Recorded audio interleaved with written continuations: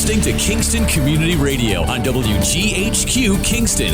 On your radio at 920 AM and 92.5 FM, and also online at mykcr.org. Hi, I'm Kelsey Grammer. Wounded Warrior Project supports injured veterans by connecting them with fellow warriors, by serving them through mental health and wellness programs, and by empowering them to live on their own terms. No one should face a battle alone. Join us at woundedwarriorproject.org.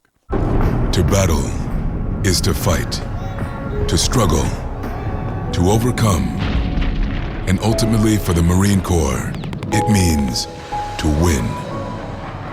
There is no alternative. It's not just a statement of intent. It's a promise to our nation. A promise kept for more than 2 centuries. A promise of the Marines. Long ago, you wouldn't think of galloping on a horse while doing calligraphy, and you wouldn't have attempted to ride your bike while typing a letter. Yet you think you can safely operate a multi-ton vehicle while texting? Behind the wheel is no place to multitask. If you want to BRB, drive now and text later. Lives depend on it. Visit StopTextStopWrecks.org, a message brought to you by the National Highway Traffic Safety Administration, Project Yellow Light, Noise, and the Ad Council. Hi, this is Jared Mans from the Spring Lake Fire Department, and I support Kingston Community Radio, and so should you.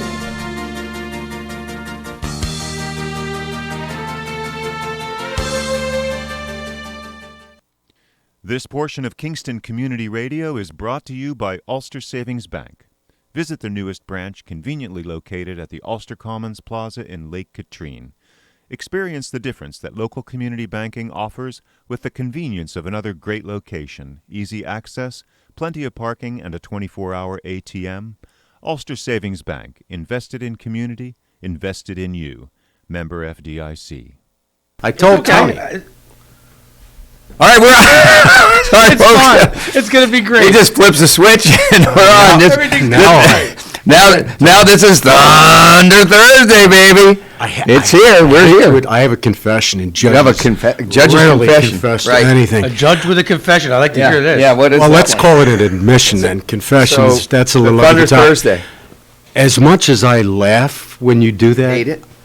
I never said I hated it. It's just It looked like he was about to say it, though, right, the Tony? first. I did pause for a moment. The first time I was here and you did it, I said, Scared you? well, this is going to be a professional interview. But now, today, I actually look forward to it. Now you look forward I'm to on it. once a month, Tony. Yeah, right, so right. I've missed it lately. Now, Yeah, what okay. does that tell all of us about what my life has been like? Well, no, I mean this is This no. you're You saying could you Thunder could like it's Thunder Thursday is a cool show. You like being here, and you missed that. Oh, wait a second. You missed. I'm going on the positive end. You just jumped to an assumption. I like being here. We're getting close Wait to a that minute. time. Wait a minute. I now. love being here. I know you do. Now you're beyond like. You're beyond like. Beyond like. You're Just beyond like. Now I enjoy thoroughly your Thunder Thursday. Now back to By the way, it's initial- your Thunder Thursday too. Oh, it's mine. Well, it's ours. Isn't that how we go? Isn't that how we roll? I still consider this. You're the host. No, I'm the co-host. no, because you're going to run the show from 8 o'clock on, Well, and then did I it's say I'm yours. resigning at 7:55. Anyway, what I was about to say, Yes. but I didn't let you. Why don't you do the introductions again? No, I well, this always is interrupt you. No. It's great. So this is Thunder Thursday. We're at 16 Lucas Avenue, beautiful studio that we have here, broadcasting live.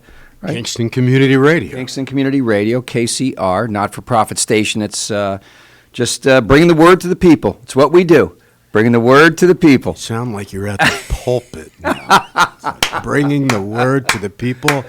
Praise Jesus.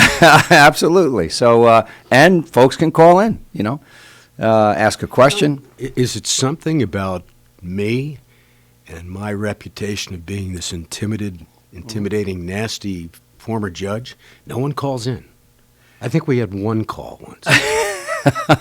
I'm sure we'll get a couple calls That was today. my mom, I think, that called in at the Right. time. Lawrence will be, he'll be at the telephone there, and you'll Great. be at, because Yeah, call in, folks. It makes our life. 331-9255. Want to hear what's going on? Yeah, as long as you have a valid question, not radical statements.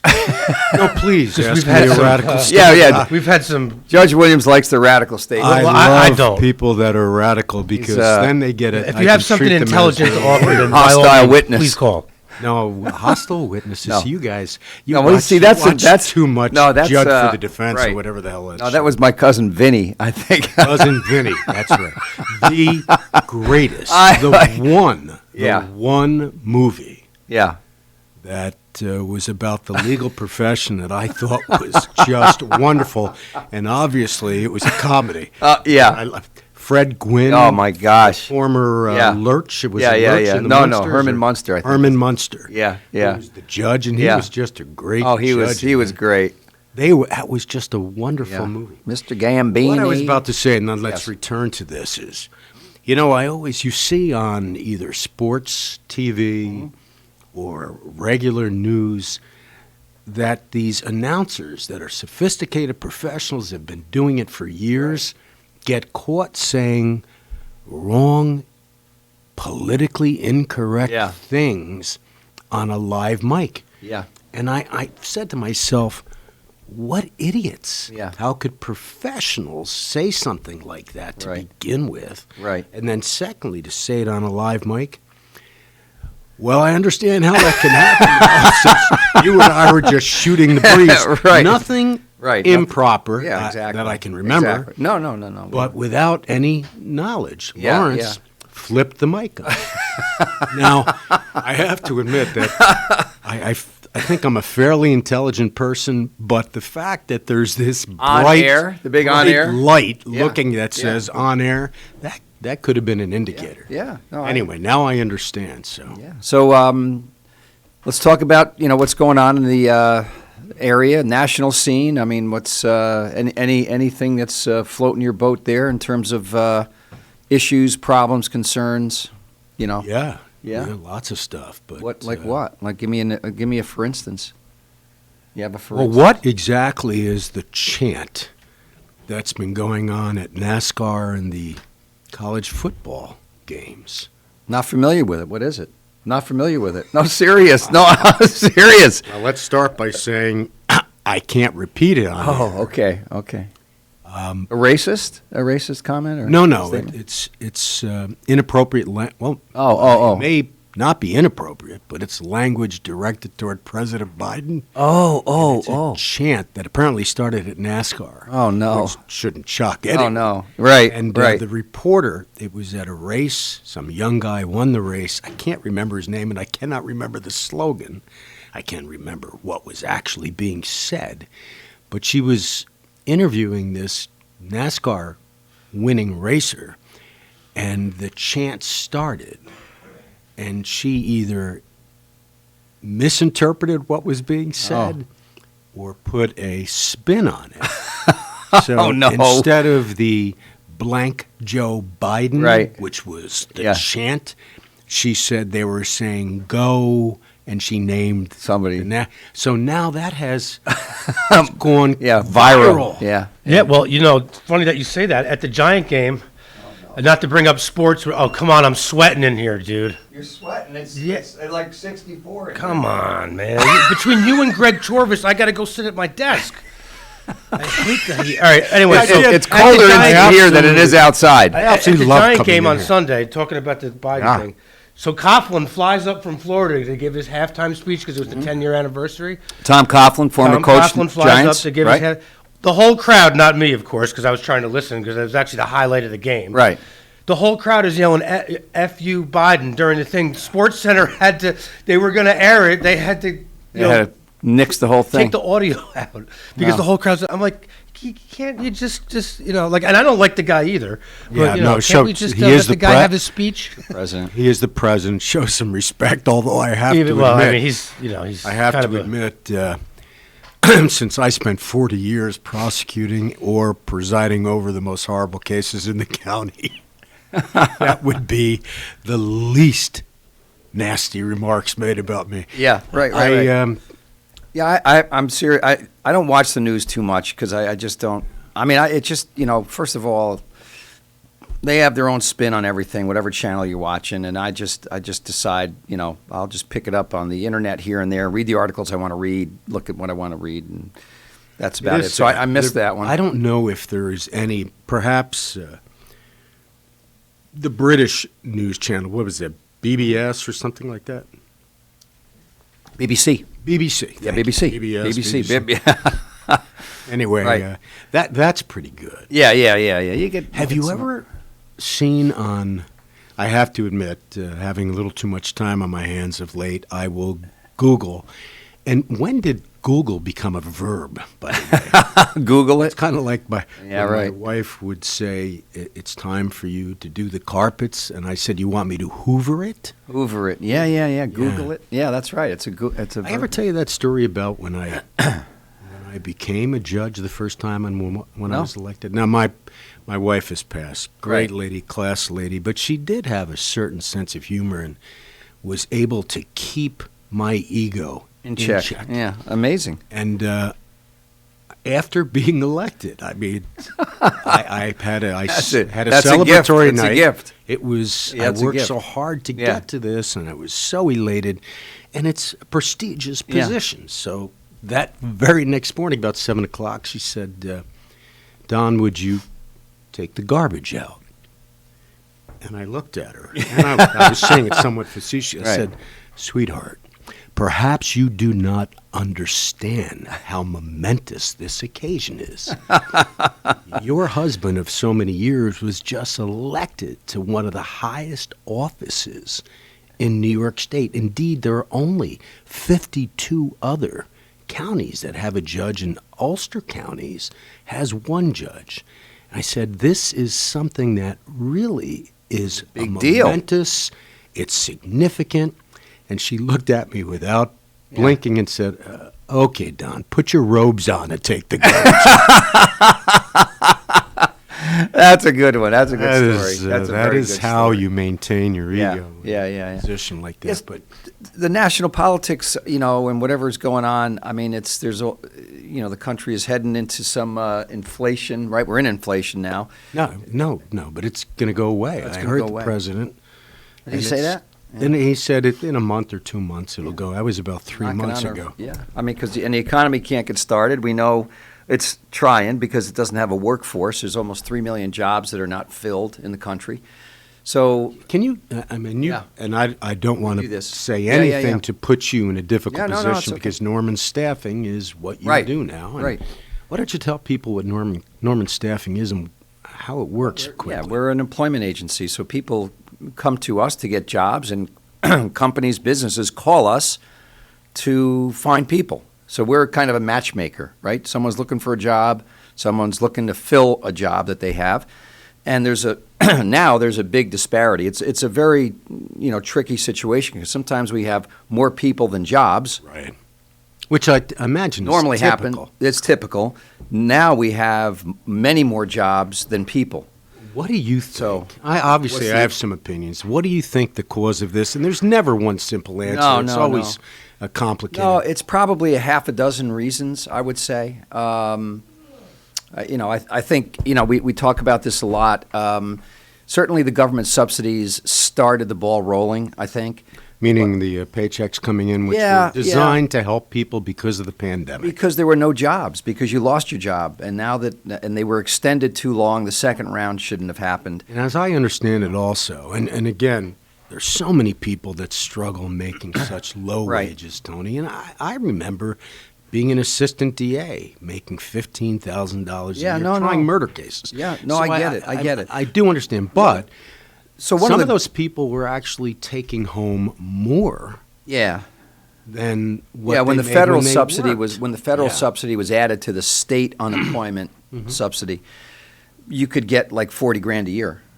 Hard if you're making 25. First of all, hard to live on that. About $20 an hour. It was about 20. Hard to be motivated to go back. Right. So that's one of them. The eviction laws that are now in place in New York State, it's very difficult to be evicted. The governor has said until January 15th, despite the fact that there's zillions of jobs out there. So people don't have to absolutely pay their rent. There's probably a process, but So that's one of the things. Childcare is a problem for folks. Always has been. Always has been, but it's gotten worse because the childcare places can't find workers. So they're kind of shutting down, too. Well, the problem is that so many positions in that line, they make so little money. I wonder how people can live. Now, I go back. I used to have hot dogs and cucumbers for right. Well, constantly banging on my mom's door saying, "What are we having tonight for dinner?" So I can tell you one of the good things that have come out of this is that wages are rising because there's a supply and demand issue, right? There's not that many workers that are good, by the way. We have people that just kind of fake it, try to, and that's a problem.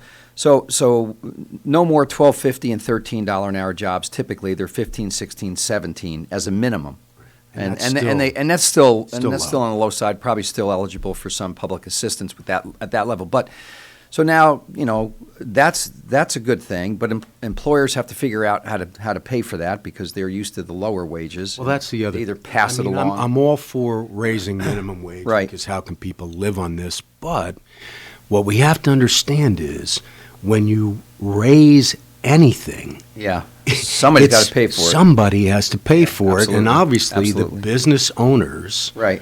When the wages are raised, they have to increase the prices or cut. Yep, absolutely. So I'll tell you another one is the international visas, the H1N1s that have been stopped or primarily stopped. They might be coming back now, but during what is that? So that's where it's seasonal work. Typically, places like Mohonk or any of the resorts hire, typically they're Eastern European and South American folks that are coming up off-season or... Right. And they go through a legal process rather than just waiting the Rio Grande. There's staffing agencies that specialize in that, in those countries with an American counterpart.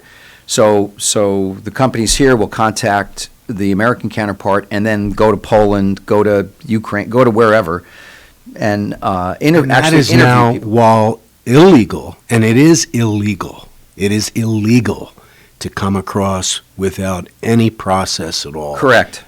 While that has increased dramatically, the individuals that follow a legal process, that has... Well, it got cut off because of COVID. Because of the... Well, COVID exists for the people that come across the border illegally also. I know. So, I hear you. So I don't understand that logic, Tony. I think what happened was in an effort to combat the public health concerns, this was...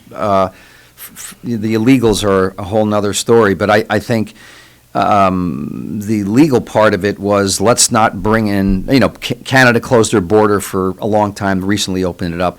Well, the Canadians can't even decide what language they wish to speak. Come on, Tony. I know. Every time I watch a hockey game in Canada, I hear two national anthems. Yeah, exactly. So by the time the anthems are done, the game is over. Yeah, they're conflicted. But anyway, that's a big hunk of the workforce, especially in the summer months here.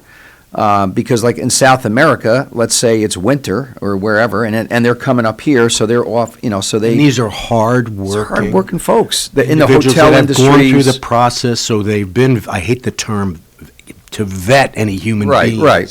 But they've been vetted. Right, exactly. And they're making, U.S. wages, and typically U.S. wages, when they take it back to the other countries, is double, triple, quadruple. So that's a factor that there's a big chunk of employees missing from that. Remote work, you had to usually be at your place of work. So people are opting to work from home, and that's taken them out of service jobs. A lot of whether it's restaurants, healthcare, not-for-profits. The other thing is we've actually grown, and especially in the Hudson Valley. Amazon is hiring people like crazy. Oh, yeah, absolutely. Drivers, but also they must be. They have a big plan. Oh yeah, they're good, and they have benefits. So people are leaving jobs that are not. What kind of jobs are open in Amazon other than driving? I think it's warehouse. Wow. It's administrative, clerical. Where is their East Fishkill? East Fishkill, wow. And then Legoland opened. I don't know if that's still open 12 months a year. I thought that was coming to Ulster County. What a shame. Well, yeah, it's down there, so in Orange. And so there's been some growth, and there's a lot of projects that are being proposed for economic growth and development, but the key is you need people. You know, one thing, too, Tony, you didn't mention, I'm sure. Yeah. You probably did touch on it. And I'm torn about this issue because I think one of the reasons that our country is great, and yes, I believe the country is great. Yeah. But one of the reasons is our work ethic, which is based upon many different factors. Yeah. We've always work. Yeah. When many people, as a result of the pandemic, started working at home or cutting their hours, you start realizing that there are other things in life other than your job. That's correct. And then if you have kids, I mean, God bless my deceased wife, because it was literally 6 to 7 days a week for me for the 40 years I worked in the criminal justice system. But suddenly you understand that there are other things that are more important than just work. I think that's happened, especially in light of the pandemic. People saying, well, geez, I'm really more concerned. And I can tell you, baby boomers, are folks in our age group have decided if they can actually afford to retire, they might have worked because they wanted to work just to keep active. They've taken themselves. They've retired. So there's a chunk of those missing. But the lifestyle issue is 100% correct. I think the lifestyle thing is, I know just with my own kids, it's a different generation.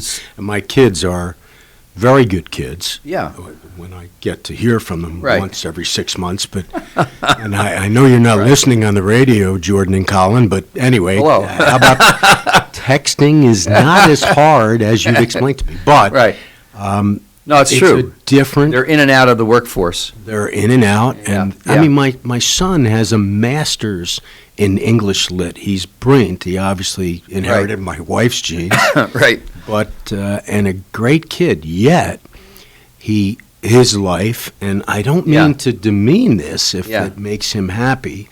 He's now 30. Has been a barista during the day. Yeah, a very fine one, by the way, which is.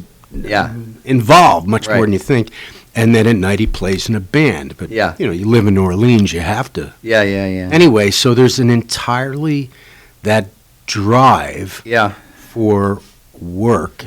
Doesn't seem to be there. One of the local, you're right about that. One of the local restaurant owners, a great place, was telling me one of the staff members. Can you say it on air? What place? Yeah, I mean, I'd rather. Well, sure, it's Old Savannah.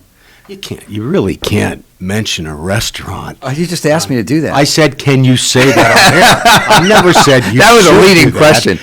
No, it was a trap. And I can't tell you the rest of the story now. Now I can't. I want you to. It's a cross-examination method that immediately I knew you wanted to say it on air. Well, but I couldn't. All I said was, "Can you say that on air?" So remember, you're the host. I would say that it happens to a lot of places where folks make a lot of money and then quit and say, I'm off for the summer. Make a lot. They've made their money filling and those split. Positions, especially. And I understand restaurants seem to be. Restaurants are getting hammered. Lawrence and I go to Kennard once in a while. We're trying to balance the equities. See what a judge does. I see that. Balance the equities. Stella's has the same. I'm going to mention as many restaurants now as you can possibly mention, since I mentioned Old Savannah. Yes, at least. What a great place. Old Savannah. How about Savona's? How about Mariners? Harbor. Sal. Sal Guido. Sal Guido, yeah. Great. And it used to be Butch, now it's Sal. We're blessed with a lot of great restaurants. The problem is we really are. They don't have the horsepower to deliver their product. So they have to cut Mark Guido across the street, cut back hours. That's at Front Street. Front Street. I mean, Front Street, Mark Guido. Yeah. By the way, everybody should go to these places. They are, and I mean that with all sincerity. Although I love setting these traps. It's like cross-examining a murder defendant. I'm here thinking, well, my friend, what a nice guy is not going to suck me into some, I would never suck you into anything that would cause problems for you. It's cast out. Let's see if we can get a hook of fish. little rope out. You don't like to do that too so much. He was a great lawyer. This is great. Dear friend was Paul Gruner, and he was a good lawyer. And when I was a young assistant DA prosecuting very serious cases, he was the public defender.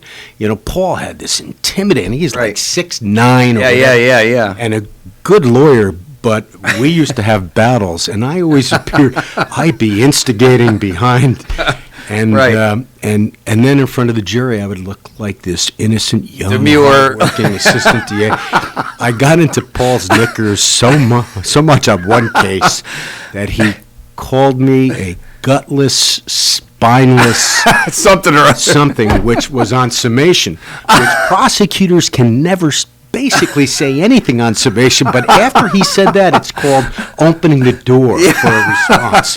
And I had such a good time. It went up on appeal about my remarks about the defendant and Paul, and they actually said on appeal that there was a conviction. Conviction was affirmed, meaning it was not overruled, not reversed.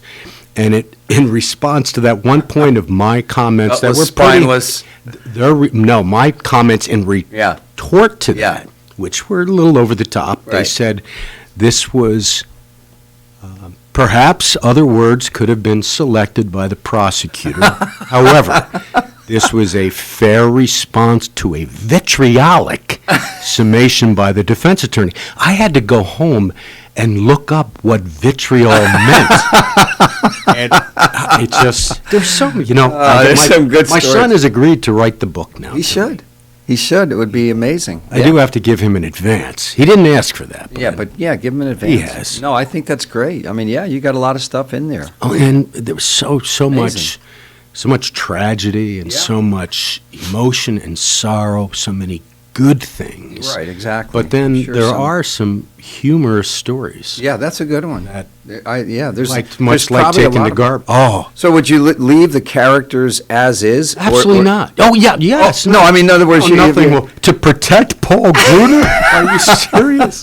I have Petro coming on at 8:30 today. A local defense attorney. You wouldn't use like Peter Green as a substitute name. No.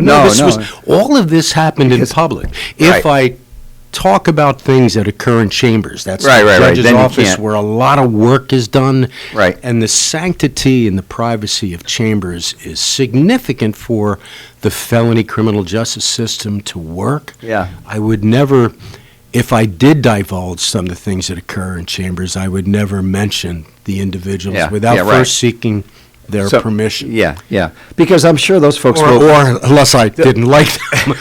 Right. They would want to just go out and buy as many books as possible then to get them off the stands. I wouldn't be doing this, Tony, to sell books. Right. In fact, I wouldn't take any profit. Everything would go to some charity.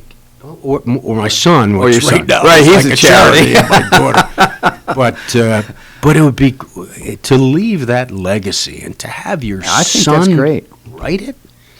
That's a biggie. That's a biggie. However, there are many stories, and next time on the next month, if we have time that to fill, ask me and I'll. Right, yeah. You can include the part where you duped your co-host radio show into divulging the name of a restaurant. I never did that. I just said, I was asking for an ethical response to the question from the host who's been doing this for many. Yeah. I simply said, can you say that? I would say it was a little leading, but As long as you don't curse or, you don't drop that.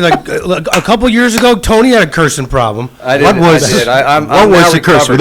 He's fully recovered. I'm fully recovered now. I'm learning so much about you. I thought I knew. No, it was kind of like the earlier comment you made. The commentators maybe get into a little frothing. They get Scott brought it out of you. They get spun up by somebody that's with them or something. And again, we don't have the time now. The story with Hugh Reynolds and a local reporter when I retired from DA. Right. When I left as DA. Fell into a trap saying something to the person off the record. Before we go off, Kevin Gilfeather is here. New York Knicks double overtime victory over the Celtics last night. Huge. I didn't watch it, but I fell asleep at halftime. We were up by 2.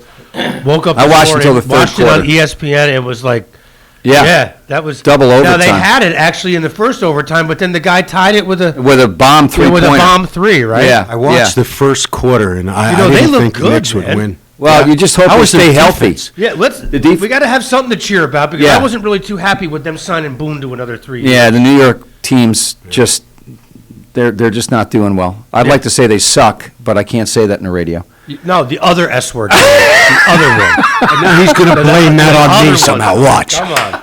Oh, yeah, Williams once again. All right, let's go to break.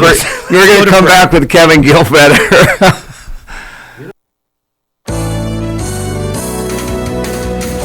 Listening to Kingston Community Radio on WGHQ Kingston. On your radio at 920 AM and 92.5 FM. And also online at mykcr.org. Have you ever experienced a wish come true?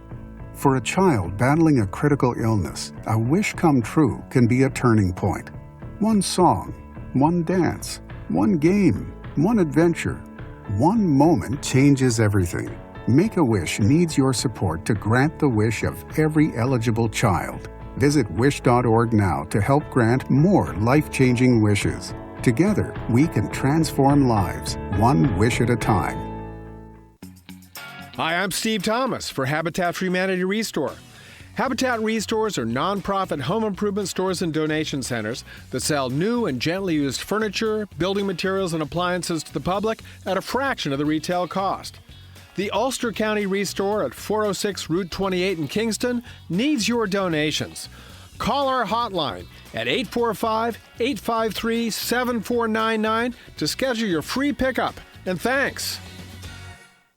Everyone is talking about healthcare these days. America spends twice that of other developed countries on our healthcare system, yet our health ranks near the bottom. How can we stop spending so much and getting so little? By shifting to a system that gives more patients access to strong primary care. Primary care can help make America healthy again. To learn more about the benefits of primary care, visit www.healthisprimary.org. This message is brought to you by America's Family Physicians. Screening exams for breast, lung, or colorectal cancers are necessary to detect and treat disease at its earliest, most curable stage. But you may have some concerns and questions. Answer your questions and ease your fears by visiting radiologyinfo.org. In addition to information on screening and wellness, you'll find more than 200 descriptions of radiologic exams, procedures, and treatments to help you prepare. Get informed and be prepared. Visit radiologyinfo.org. Produced by the Radiological Society of North America and the American College of Radiology. Hi, this is Winnie from the Rosendale Seniors, and I support Kingston Community Radio, and so should you.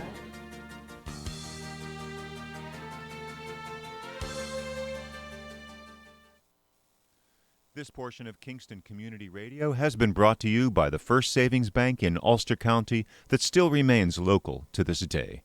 Ulster Savings Bank, a community bank that's invested in local business, invested in community, invested in you. Ulster Savings Bank, your one-stop resource for everything local. Locations throughout the Hudson Valley and online at ulstersavings.com. Member FDIC. Lost their pass rush, man. Okay, we're back on, folks. This is Thunder Thursday. The judge. Here comes the judge. As you do that, I get agita. I know what agita is. I know what agita is. Spell agita. Oh, I don't know. It's AGITA. Something like that. Anything else you want to know? You know that. Wow. You're going to welcome our guest. Jeopardy. How about Jeopardy? This is Tony Marmo. Oh, you asking me how about Jeopardy? Yeah. You should go first. You're the host. My name is Donald Williams. I am just the co-host here. And our guest is... Lord, Kevin Gilfeather from the Kingston Lions Club Foundation. Welcome to this All right, thank you. Thanks for having me back. Today. Great seeing you again, Kevin. Good to see you guys. Here. A lot of thunder. Great history with Kevin. Yeah. Through principally the poster packs. That's right. And also your work with so many of the local sports programs. Yeah, that was a wonderful time in life to be able to do that. And of course, Nina and Dwayne are salt of the earth. You can't get much better. Well, Nina is definitely the salty there. Well, Dwayne is the pepper. Dwayne is a good friend and a great guy. Politically astute. Yeah. Did he ever tell you, I won't go through the full story because you're here to talk, but I didn't play much golf, but I beat him in the quarterfinals of the Twofskill A-Flight, which I never should have been in, but they didn't have enough people with low handicap to be in it. I beat him with about 40 people watching because it was such a joke. It was match play. I beat him he had a on bad the day. 19th hole, great day. sudden death with an eagle. On the 19th hole. No, on the first hole at Twofskill, which was the 19th. Okay. About a 90-yard pitch shot over a willow tree, 2 bounces. I couldn't see it go in the hole. Oh, Lord. Oh, geez. And, of course, being the incredible sportsman that I was, I fell on my back. I began to point at him, doing the worm. I was so excited. That was the year he won the Hurtigan. Oh, geez. That was Lord. like 86, 87? I don't recall. I was an assistant DA. I remember that. And beat him, sudden death. And there, we were back and forth, even one up, one down. No one believed I had any chance. Dwayne knew I was a very lucky guy and a competitive guy. Right. He was so much better than me. He was the Hurtigan champ. I couldn't even get in the Hurtigan. And by the time that I had my second shot on one, he almost drove the green. I was 90 yards away in another fairway. And I just didn't want to embarrass myself. I clipped the ball. It was over the willow, 2 bounces in. Oh, Lord. Eagle. Oh, Lord. And then he almost chipped his shot off to tie me, but I beat him, and I did celebrate. Almost as much cigar. Almost as much as I celebrated when becoming a judge. Yeah. Take the Dwayne's garbage out in response your was robe. quite similar to what my wife told me. Anyway, sorry. Kevin, how are you? What's going on in good. the world? Good. In the Lions Club Foundation, what's happening there? Well, we're, I'm not sure if people know how the foundation actually began. So let me just give a brief history. It's been for the past 35 years, and started in April of 1986, and it started essentially off the sale of a piece of property the Lions Club had off of East Chester Street. So that's where the seed money came from, and became incorporated in as a 501c3, and we've been giving, awards out to non-for-profit agencies, essentially here in the community, ever since then. People apply for support, and we when they apply, we make it sure it's clear that it cannot be for day-to-day operations. It can't be for salaries. It has to be something project-related or... Yep, a capital type of project that is going to stay. And so for the last 35-plus years, it's been, probably $1.5 million in donations that have been awarded to local 501c3 agencies, organizations. And it's, obviously we can't support the whole project that they're looking for, but we can help. It's amazing. As we became, as the Lions Club Foundation was seeded with money, we hope that our contribution can help them seed money and get other organizations, businesses, individuals to believe in what the project is or what their need is, and move that project forward. So how do you determine the recipients? It's a yearly award. Well, they apply. They do apply. Okay. There's an application. How does a not-for-profit learn how to make the application, Kevin? Well, we have the applications. They can be downloaded off the website, kingstonlions.com, I believe is what it is. I think I should know that. That's but, okay. Look it up. And the foundation, it's on there, and they fill it out. We do ask and request what the project is, what the total amount of the project is. What would happen if their organization did not receive the funding that they're seeking, and how they plan to use the funding if so awarded.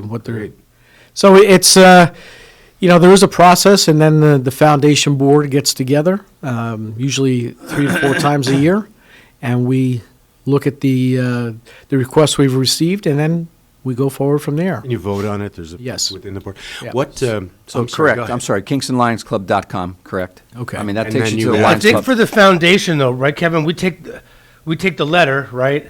Like someone has to write us a letter, and then we bring that to the board. Like if you want to ask the club for money, you have to go on to LCI and go through that whole ordeal. Right. That was the thing, is that people can And that go. has to be for like sight and hearing specifically, right? For the foundation, we do civic improvements, correct? Correct. Yeah. Right. So yeah, on the website is a place for an application. There's a process. It describes what it is, and that's great. I mean, that's a great opportunity for. It sure is. And what are, for those of us, including myself, that do not know what the qualifications are to meet that type of not-for-profit? Well, they have to be a 501c3. And what is that through New for York the general State public? So, as a tax-exempt organization, they deemed by the IRS, right? Yes. That's what, you know, you have to have a charitable purpose, right? And that's got to By be the there. IRS and through New York State, Right. and It can't be like the Donald Williams pension fund. yeah, that's one of the reasons I was asking. One little simple question this morning, and now my character and integrity is, after 40 years, is being attacked. I wouldn't say that was an attack. Well, just a that's clarification, my Counselor. simple question of, can you do that? well, has it been clarified? Very good. Very good. Very good. So yeah, it's a great opportunity for not-for-profits, and there's many in this area. Yes, there are. That could use some assistance and help, especially these days. I mean, I don't know how generally, but we're seeing any ones that I'm affiliated with, and I'm with a few. Contributions are coming in.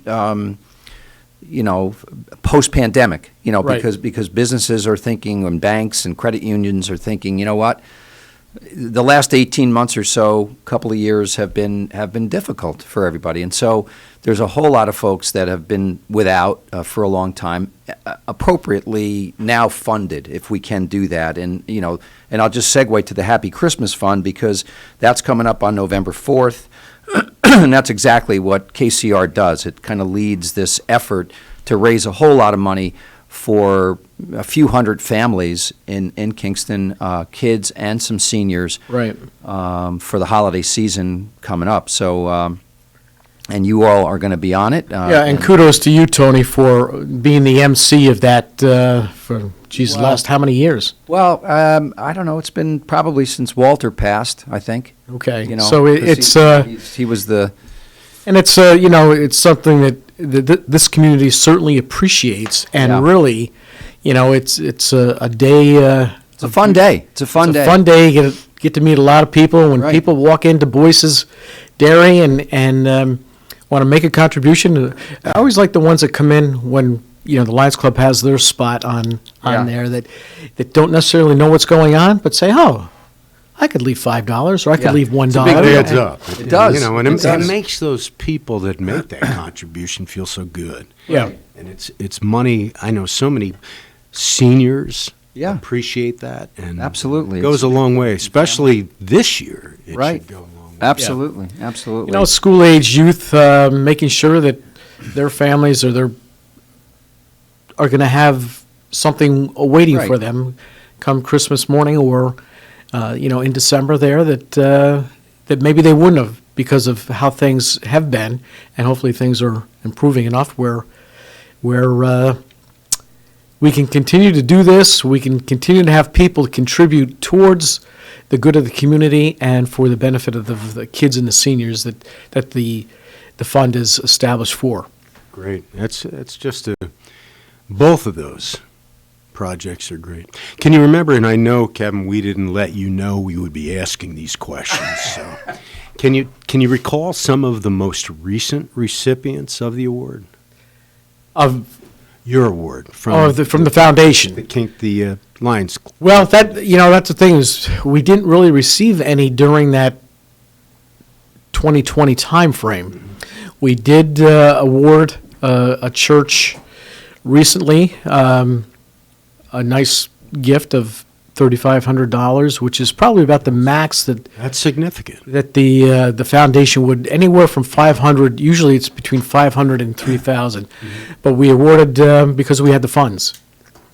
And we have to draw down on that amount. We also give to the Lions Eye Institute in Albany, and it's a $10,000 gift that we. Wow. And what is that? Lions Eye Institute. Yeah. It's for those who who don't have the resources to have eye care. Eye care. E-Y-E. Okay. Optical. You know, it's funny. I was in Herzog's, a great supporter of KCR, and Great supporter of the whole community. Yeah, exactly. The Jordan family, and I saw a Lions eye box. You know, where you put your glasses in as you exit. For some reason, it just caught my eye. I was about to ask that question Yeah. because I have a buildup of glasses. Bring him to Herzog's. Yeah, bring him to Definitely Herzog's. will. Bring him here because eventually they come back to Lawrence anyway. Right. I And then definitely he. will. Great. Yeah, and it they were able to use the glass and make sure people have either a first pair of glasses that they may not have had before, and at least they'll have the frames too to go along with it. Does the Lions Club, Kevin, accept clothing, especially winter clothing, for donations? No. What are the agencies other than Salvation Army that People's Place. People's Place? One. Yeah. I know. I'm not sure they're doing it anymore. It's the Methodist Church on Fair Street. Fair Street. Yeah, a lot of Fair the Street churches will. Reformed has. I think so. believe, A box outside, possibly. Well, I don't know if it's a box. They have a what do you call it? I would say a secondhand store. Right. They're, right in a building right next to Fair Street Reformed Church, Right. also on Fair Street. That's the one that's, I think, diagonal to the Methodist Church. I think so. correct? Yeah, yeah. Great. I'm good. sure there's. Yeah. Because, with my wife passing some years ago, she has some nice Yeah. Yeah. clothing and winter clothing that Yeah, I'm sure people It's would time for me appreciate now to have, and it's getting to that point Yeah. of the year where it's starting to get a little chilly, like it usually is in the studio. I find it. I'm not quite sure. Kevin and I look incredibly comfortable. And Yeah, no, I feel good now. And when we came in, it was like, I don't know, And 60 the good degrees. thing was Lawrence did not respond in any negative fashion when he saw you dialing up the thermostat. Poor guy comes in a short sleeve shirt. And I know, he's still over I the know. ice. He's in better shape than Yeah. at least I am. So. Yeah. Kevin, I know we always ask you this when you come in, about the recreation. I know you're still, I guess, peripherally involved, or you kind of keep your tabs on it, or have you kind of walked away, Renee? Kind of. Well, I've I talked to some of the staff a little bit, but really I'm You're away from far it. removed. How many years now? 2? It's a year and a half this month that I've been retired. I retired in April of 2020, beginning of the month, and Right at the pandemic, right at the beginning of the yeah, pandemic. when I Did you know it was coming? Is that why you stopped? I guess he just flew back from I'm the not- Wuhan way. Right. I'm not that smart, Tony. Really. Back from a trip in China for new rec ideas. Yeah. Good friend of mine. On the Doug- city's tab, right? Good friend of mine, Doug Clischulte, that's Yeah. building a car wash right by the Yes. traffic circle. Yes. Oh, that's his. That's his. All Yes. right. He's a great guy, hard-working His guy. kids are good golfers, Oh, yeah. by the way, right? Yes, Is he a they are. Young great Doug, golfer? he Yeah. was the Hurtigan champ Yeah, for a right. couple of years. Great golfer. Does he have one in Port Ewan, too? I hate to get He off has the them track here. but- several different locations, but as the story goes, he was in January before anyone knew about any of this stuff, really, depending upon who you listen to. He was in China, came back, and he said he got so ill, so strangely, and he must have had COVID. Yeah. There was nothing to diagnose it at that Wow, point. sure. Coming back from China. Yeah, yeah. You talk about a difficult circumstance. However, so you don't stay Good in family. touch with the people. Well, I get together with, I see some of the commissioners once in a while, and some of the staff. I reach out. They reach out to me too. Right. If they have a question, which is always great. And I had breakfast about 2 weeks ago with one of my former program staff, Rob Dassey. I don't know if you remember Rob. Rob Dassey's very familiar, but I can't. And I with- go back to the Ron Woods. Well, Joe that's who the Mello other days. person we had breakfast with. Ron Woods is just a great How long human did being. he work in that capacity a long time, right? He says like 70 years, but he's only 7-0. No, it's not that long. It's been a long he time. exaggerates. Ron's a great guy. He is a great supporter of community recreation, and he is really. I want to say he was my mentor when I first started. Because he sports guy too, wasn't he? Yeah, he was a golfer, tennis player. Played a little basketball when he was much younger. Yeah. He ended up getting my first job with the county teaching tennis. I had never touched a tennis racket. What I learned quickly, but the first job for the city was through Ron Woods, and he just an unbelievable. Wasn't he also chairman of the Liberal Party back in those days? I think he told me the party consisted of about 12 people. Yeah.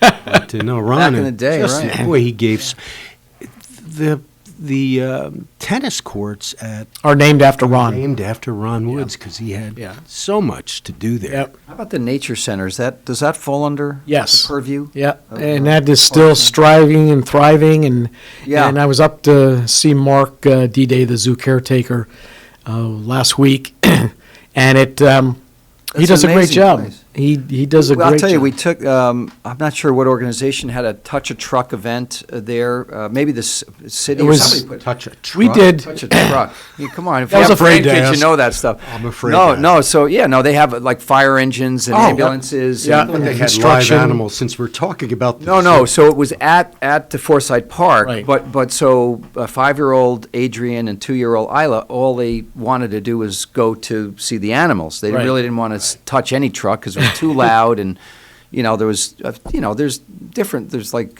construction equiment that you crawl on, right? Yeah. Well, I'm still suffering, honestly, Kevin, from PTSD when a llama spit in my face. That happened to Leanne too. Leanne had that happen, but at the Catskill Game Farm. Oh, there you really get up Yeah, close. there you get. Right. This was through a fence. No kidding. Yeah. Well, What'd you do? Like spit whack 'em back in at it. You kidding me? It was a No, kid. what did you? Aggressive. How did you provoke the llama? I said to the llama, "Can you do that on this radio show?" And the llama said, "Why would you think? Kevin and I are not the biggest of human beings, and we both did a lot of sports. We may be a little more aggressive, right? I mean, you might have and done something to have. Llamas are great judges of human character, and trust me, the llama was not the first nor the last living creature to spit at in you. my face. No. In fact, it would happen at least once a month on sentencing day. Oh man, yeah, that's not true. Interesting. But great story. Yeah. That's chapter 12 in the book. Anyway. Yeah. So the Nature Center. In fact, they were a recipient. Just as the pandemic began, they were a recipient because they're going to be doing expansion up there, and so the foundation did provide them a nice check of. I want to say it was $2,500. Maybe the it was Lions Foundation. The Lions Foundation. Now, they used to have a $3,000. bear in the cage that was out That's there how it first center started. field. Yeah, not anymore. I don't think. It was in center field of the minor league ballpark. It was almost before we were born that bear was there. I was born a little earlier than you, so I remember playing minor league ball and looking at the bear. At the Dietz, bear yeah. So that's been removed, but Yeah. don't they have is there a skating rink or something that used to be there? They removed that from more. There wasn't when I worked for the city. Back in the day. I mean, sometimes there was a man-made skating because when the snow would melt or the rain, and the infield, because there was a little bit of a swale in there, it froze over, and No, people I'm would talking go. about like an actual track, not a quarter-mile track like the stadium. It was off back, but I am dating myself. Yeah, But what yeah. a great place that is. Oh, it's And amazing. Kids and adults absolutely love it. And there's not many cities at all, unless it's a major city that has anything like that. I mean, not any small city around here, certainly in Right, Hudson Valley. right. I don't know where the next one is. I think it's over in Millbrook. Oh, really? Oh, wow. Yeah, there is a small. Yeah, I think. Well, yeah, they got a bunch of snakes in there. I think. I'm particularly fond. Is it? Do they still have peacocks there? Because Yes, the peacocks I are only spectacular. I live probably 6 blocks Yes, away. yes. And I absolutely love in the middle of the night hearing a peacock's mating call. It. Jeez, But we they won't are go there. beautiful animals. We're not going there. I'm not quite sure Yeah. what that sounds like. What does the peacock's mating call sound like? No, don't. You want me to try to do it? See, there's the Tony picture. Marmo. Right. Show it to the camera. That's we're at the Yeah, it is a great place, and every time at the nature center, and I do walk past there once in a while, you always see the kids are so excited. Yeah, by it. yeah. Our when our grandsons were up, our daughter and grandsons were up in August. We took them up to the zoo, up to the nature center, and Jack just. They love it. How old at the time? He turned 3 in That's a great age. in September, and our youngest grandson Connor will turn 1 in December. So I wanted to name my son Colin Connor. It was a coin toss between the two. Yeah. And my Two wife cool said names. Colin, Yeah. so obviously that was it. That was it. You either one is good. Connor's a great name. Yeah. No, it's we our foundation would love to be able to have not-for-profits request funding for something. Right. And I can't imagine there's not a need out there. Oh, there's a need, man. From all of the different non-for-profits here in this community. Absolutely. That could not utilize, whether it's $500 or it's $3,000. It's up to $3,000. That can go a long way, even with our inflation. Yeah, absolutely.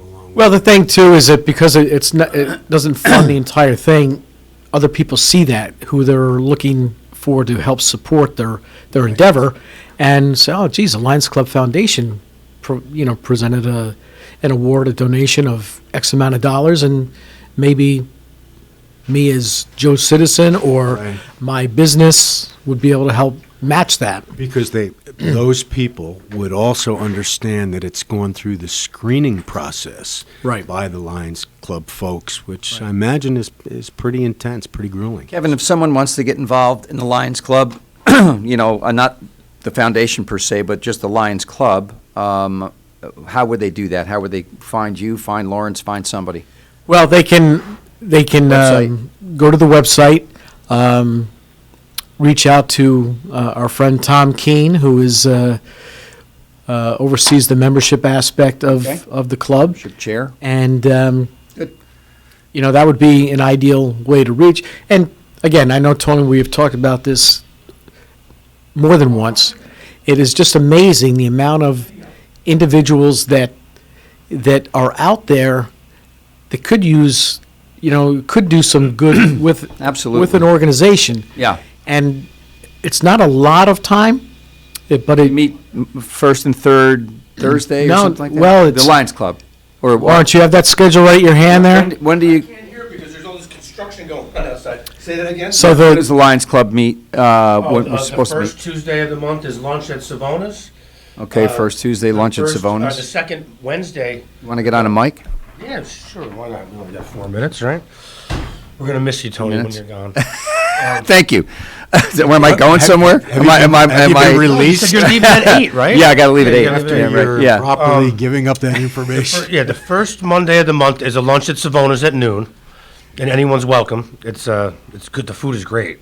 Savona's is a great place. Oh, yeah. It's the food. Strange that Tony and we didn't were at mention. Holiday. This in the 80 years the Lions Club has been around. This is only our third spot that we've been for lunch in 80 years. Wow. We started at the Governor Clinton long before I was born. We were at the Governor Clinton, and I remember my father and John Martino joined the year I was born, 1972. Lunch was a quarter. Oh, Lord. Yeah. And the year they raised it to 75 cents, 30 people quit. Because they raised it 50 cents. Oh, Lord.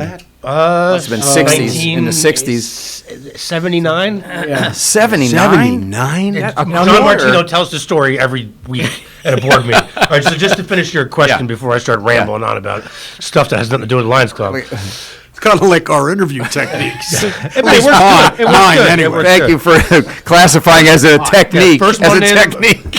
First Tuesday of the month at noon, Savona's. Second Monday of the month, board meeting here at KCR. And the third Tuesday of the month is a breakfast meeting. Though we haven't been doing it the last couple months. It's either at Dietz or at Dyson's, depending on how many people go. We haven't done it the last couple months. Me and Kevin personally like the breakfast meetings. Yes, we do. Because we like our breakfast, and there's not a lot of people there. So all service clubs looking for folks, and contact the Lions Club if Yeah. you're interested in helping Yep. people in Good the people. community. Story Dabney. All right, I got to scoot. I'm sorry. All right, Tony, we will see you in a few weeks. We'll see you in a Yeah, I'll see you in a little bit. I'll get the chip. Yeah, I'll you get want the to come back in the morning and get the chip? We got a heated political probably can. show tomorrow. Yeah, I can. I'll stop by. We got all kinds of. We got Brian Waltman on, who's running for alderman. Steve Peruso running for alderman, and then Jess Davis at 8:30. Nothing political with her. Who's interviewing Steve? Rick Remsnyder, because we already gave you and Mario a shot at that. I heard that was fun. Oh, that was fun. Yeah, to say the least. All right, it was time to go to break. That's You you're look the like boss. you need a cup of coffee. I do. I definitely do. And then Steve is calling in, huh? I don't know. He's your guest. You tell me. He's Kelley? Tony's guest. Steve Kelley. I think Wait, he it calls looks like in. he is calling in. All right, let's go to break, and then I'll get Steve on the line.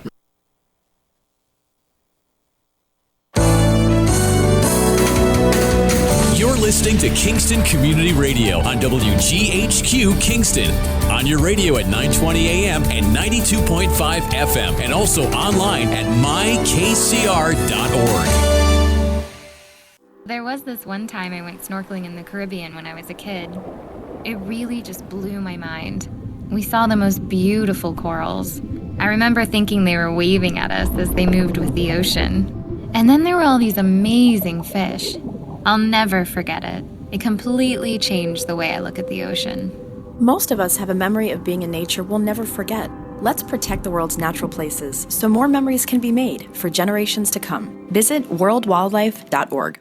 We are Lions. We bring hope where it's needed. We are a global force for good. Support causes that matter. Change lives. Change communities. Change the world. We can do more together than we can alone. Join in. Experience the joy of serving. Be part of the movement. Give back. Let's unite the world for good. We are Lions. You can be too. Visit weserve.org. Have you ever experienced a wish come true? For a child battling a critical illness, a wish come true can be a turning point. One song, one dance, one game, one adventure, one moment changes everything. Make-A-Wish needs your support to grant the wish of every eligible child. Visit wish.org now to help grant more life-changing wishes. Together, we can transform lives, one wish at a time. This is the story of Daniel, who was born 2 months early. His lungs weren't ready. His heart wasn't ready. His parents could only hope that one day he would leave the hospital healthy, and they would all live happily ever after. Daniel's is just one of the more than 500,000 stories of babies born prematurely last year. You can help the March of Dimes stop premature birth and bring more babies home healthy. Learn how at marchofdimes.com. Working together for stronger, healthier babies.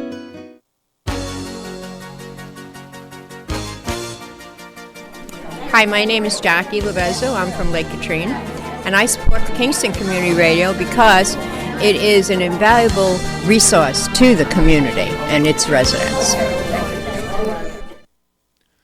A powerful community bank is one that has leaders that are involved in their community. At Rondout Savings Bank, they invest in the success of our community by working side by side with local people and local businesses. When you choose to bank Rondout, you are part of a bank that is dedicated to the future of your success and the success of your community.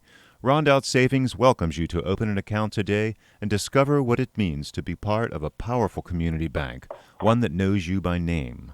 Rondout Savings Bank, always working for you and our community, with branches in Kingston, West Hurley, and Hyde Park, also online at rondoutbank.com. Equal housing lender, member FDIC.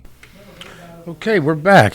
I guess Don had to go see a man about a horse, so I'm going to do a quick birthday. Oh, look at you! You did have to go get some coffee. Well, you told you. All right, so we got. me to do I have your guest on the line, but before we get to him, I got one birthday to read, and I guess I took it from you. I thought there were two. I took your birthday. Are there not? I got one birthday and one announcement to really read. Okay. Real quick. So please announce birthday wishes for Gene Jacobs on Thursday, October 21st, from Ellen and Joseph DeFalco. Happy birthday, Gene. Gene. And since, Gene, you're the only birthday in there today, you're the winner of the cow pie from 62 O'Neill Street from Boyce Brothers Dairy. Gene Jacobs, who I've known virtually my entire life, but was so helpful. And Joe in this DeFalco, who community. sent it in, is running for alderman in your Ward 3, right? No, I'm Ward 1. I've got Peruso. Well, now I grew up at 4 Mountain View Avenue, and that's Ward 3. I have no idea how this happens. So the top of Mountain View Avenue was Ward 1? I'm at 102 Mountain View. All right, and so I was it at must 4 be the Mountain top. View. I know I see Steve Peruso and his opponent that I can't recall. Yeah, Steve's on the air tomorrow. All right, real quick before we get to your other Steve. On Monday, October 25th, from 10 a.m. to 3 p.m., People's Place will be offering COVID-19 vaccine booster shots administered by the Ulster County Health Department and Mental Health. They will they will also be offering first and second doses for those who need them. Please call 338-4030 to register. Okay, your guest is on the line. Good morning, Steve. Good morning, Steve. Hey, good morning. How are we doing? This is Kingston Community Radio. Don Williams hosting now since Tony had to go to another function he does. And we're lucky to have Steve Kelley, the CEO at Ellenville Regional Hospital. Steve, how are you? I'm doing very well. Thank you. That's great. That's great.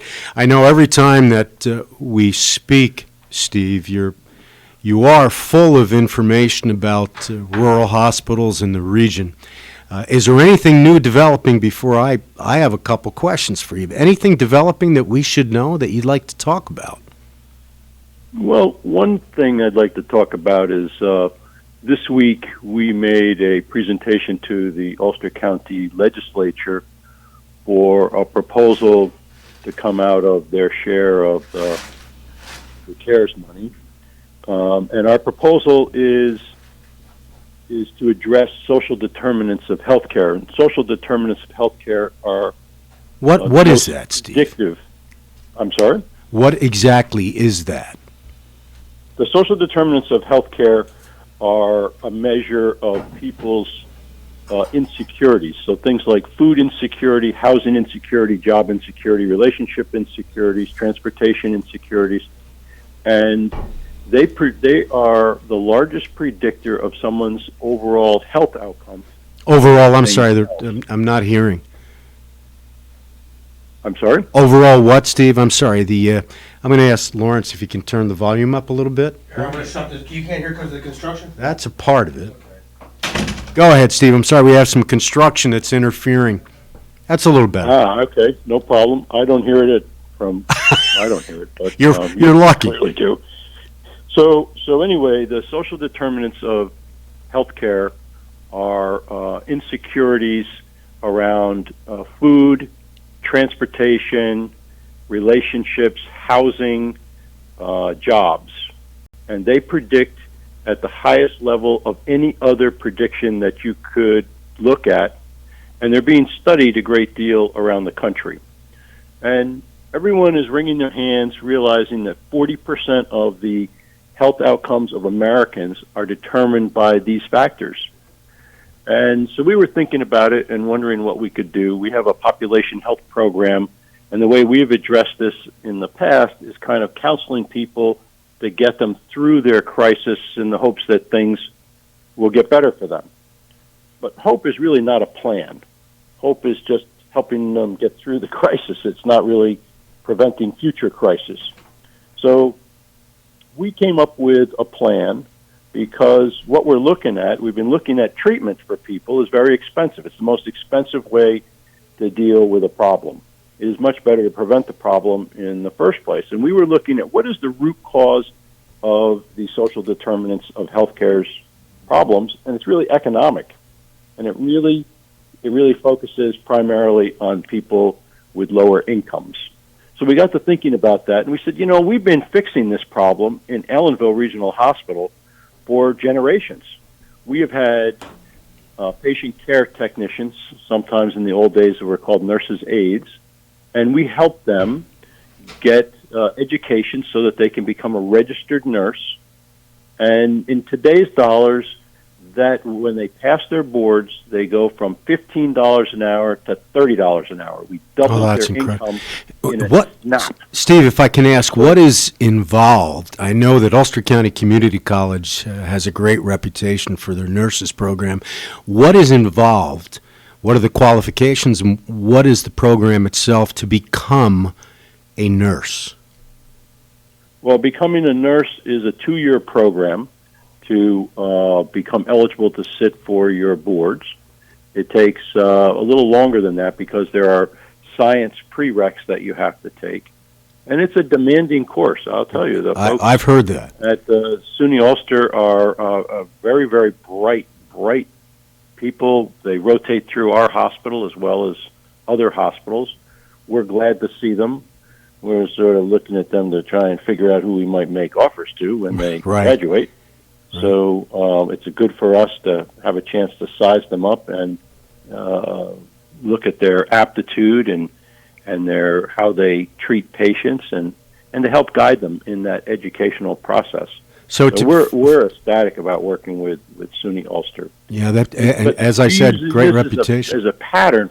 I'm sorry, go ahead. I said yes, has a great reputation. I'm sorry, go ahead. You were saying pattern?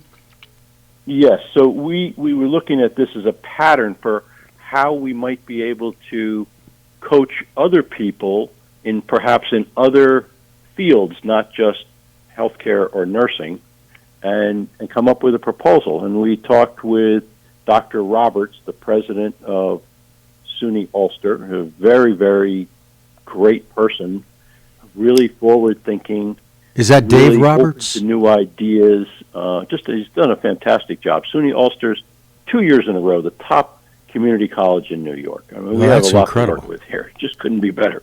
Great. So we're working with him, identifying some other occupational courses, programs, so that we can steer families. We're looking at doing a bracket shift for families to double their incomes in 2 years to 3 years. And so we asked for some money to do that. And what happens with these kind of programs have been tried in the past where governments have given free education to people.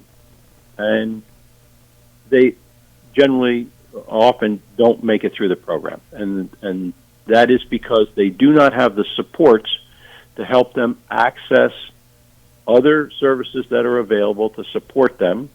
Maybe a little bit of income replacement, so because the $15 an hour, people are living paycheck to paycheck. They don't have any savings. Yes. And they need a little help to get them through that 2 years or so. Sure. And they're working for us. They're going to school full-time, and they're working full-time. So they're actually it's like able to do that. It's like an intern program also. So they will get a feel of whether or not it's a profession that they would like to pursue. So it also satisfies that issue.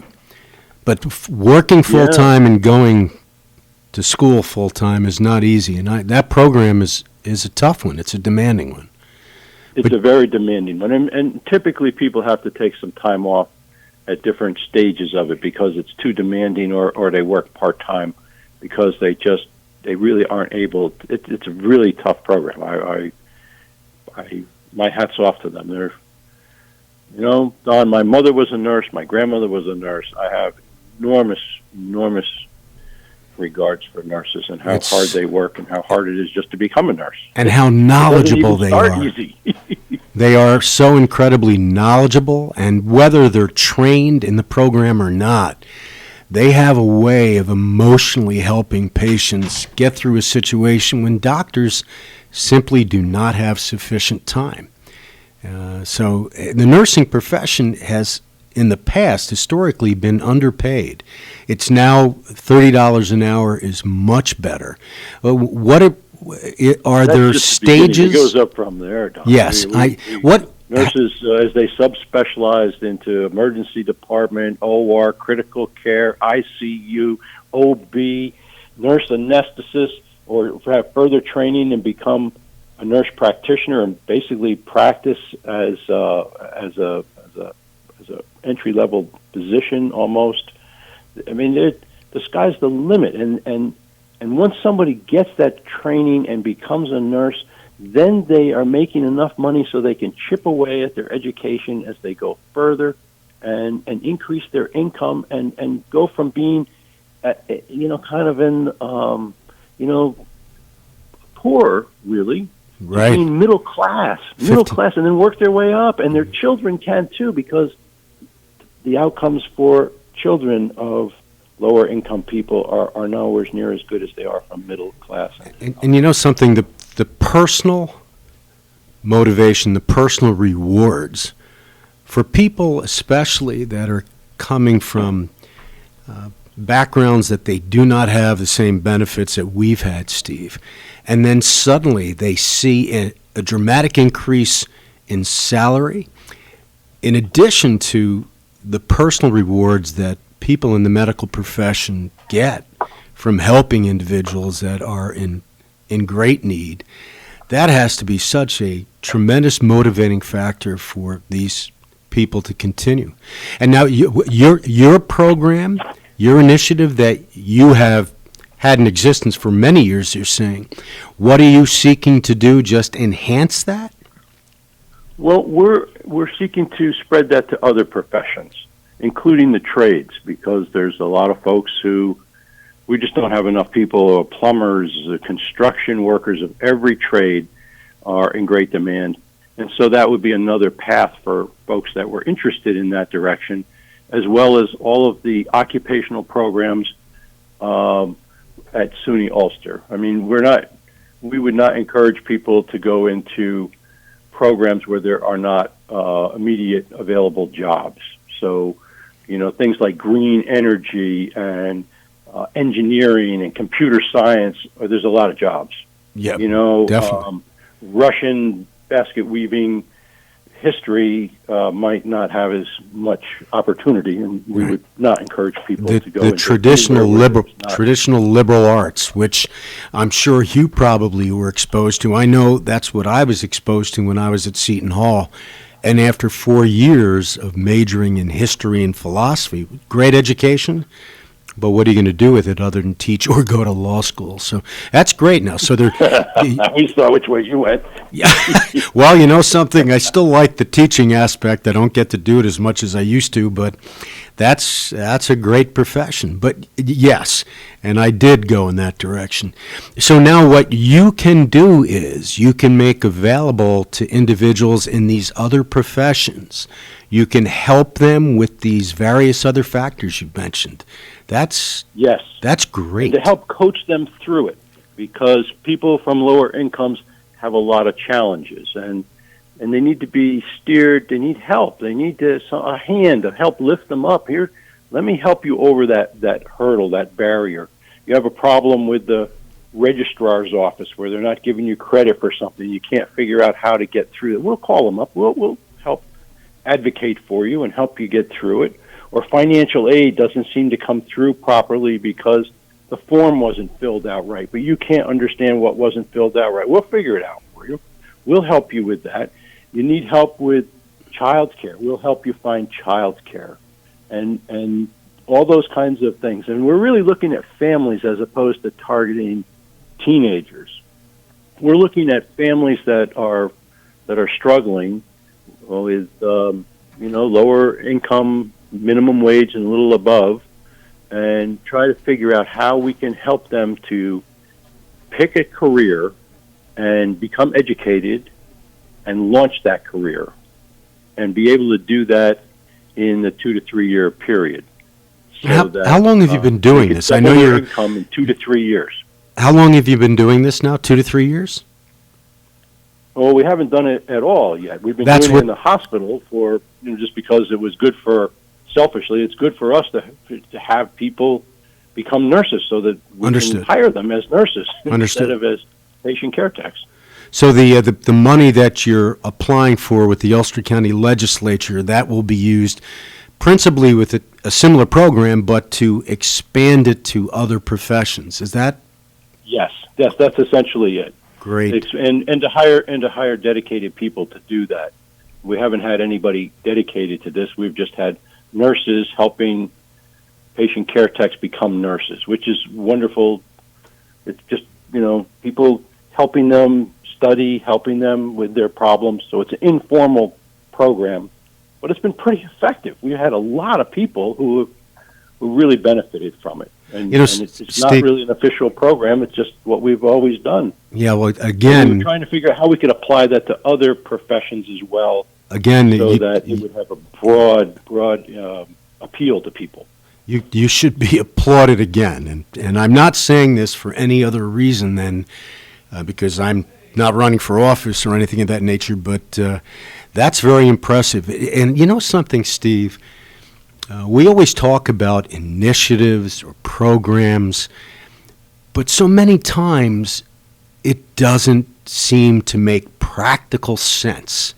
This one truly does. I mean, for people that are coming especially from disadvantaged areas or communities or families, and to have someone guide them. I mean, they may not have the good fortune of having individuals that have had successful careers no matter what they're doing at home to guide them through a difficult process. And now this initiative you're talking about will give guidance to those individuals and help them select the profession, give them, I mean, for example, you talked what you've done with nurses and Ulster County Community College. That's in a rural area of the community. How in God's name do people get there? And that's one of the parts of this initiative. Is that correct? Yes. The travel? Yep. We work on transportation and really work with, I mean, these are folks who qualify for a lot of financial subsidies and aid. So we don't really need to have a lot of money for that. It's really mostly for the supports to help them get to school and to buy books and to be able to have the mentoring. I call it success coaching, but mentoring is an equally good word. Maybe it's a little more gentle. It is. Sure. To be able to help them get through school and study for their whatever final boards or certification is necessary so that they can be eligible for a good job and launch the rest of their life. That's incredible. Are there eligibility requirements for the initiative that you're applying for, Steve? Well, the legislature is looking at a lot of initiatives, very worthy ones, and some of them will be the types that give a little bit of benefit to a lot of people, and this is one that would give a great deal of benefit to a smaller number of people because it's sort of a pilot project. Great. If we're successful. No, what I'm asking, Steve, I'm sorry, I didn't ask the right question. In your pilot program, are there eligibility requirements for applicants should you receive this money, this grant? Yes, there will be an application process because we are looking for families and we're looking for individuals that we think are likely to be successful, that it seem to be committed to making a change to improve their life. So if you have somebody who's really not very committed, it would not be a good prospect for a program like this. It's much like, as we've spoken about many times before, individuals who have addiction issues, whether it's alcohol or drugs. It seems to be the first important part of that is the individual has to be motivated to make the change. So you're looking at people that are both motivated, that come from struggling financial issues, but they are the individuals that have the best chance of succeeding. So that what a great way to have a pilot program, because then obviously people, the legislators, the politicians are going to be looking at numbers and statistics, and when you're successful, you might be able to expand that even a little further, I imagine. But I haven't heard of anyone else doing that, Steve, and it's such a basic common sense initiative. So many times individuals just miss that. You don't seem to miss that ever, and that's well. You're very generous. You're very generous. There have been other programs that have been attempted, but they have not really had this vision of the coaching or mentoring portion of it, which I think is the difference, and that will help people. We think that just giving them free education and why don't you just go and take the classes and pass them and move forward? And it's not that easy. There's a lot of barriers, many different kinds that lower income people are face, and they don't have the knowledge and experience in many cases to get around those or through those. And we believe that with a little bit of additional help, we'll be able to help people to get through and be successful. And the coaching and mentoring, I imagine, that you're referring to would not only be the technical part of getting through the application process, getting through applying for schools, but also having somebody to be there to pat individuals on the back, give them some type of positive reinforcement that unfortunately so many individuals do not have in their lives. It's simply put, it's hard. To me, coaching and mentoring and positive reinforcement is the most basic tenet for success.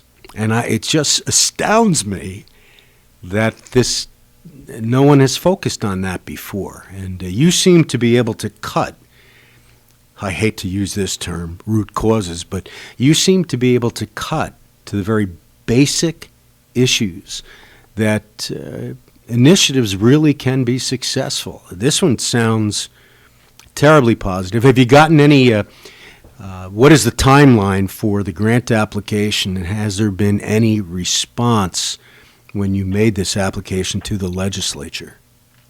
Well, we presented it on Tuesday to the full legislature, and about a month ago we presented it to the Health Committee, where we had a lot more feedback. The Health Committee seemed really interested in it. They thought it was quite a different approach to looking at health and looking at health economics and looking at long-term cost.